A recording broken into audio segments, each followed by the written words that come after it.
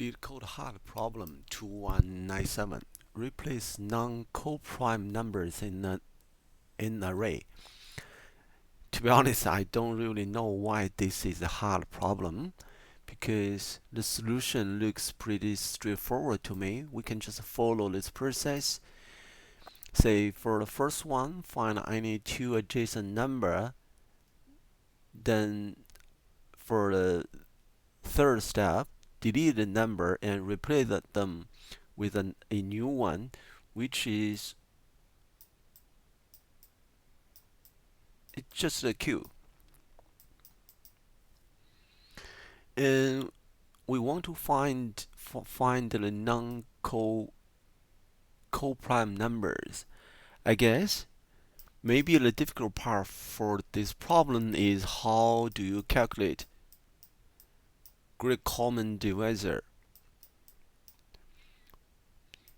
and LCM, the least common multiple.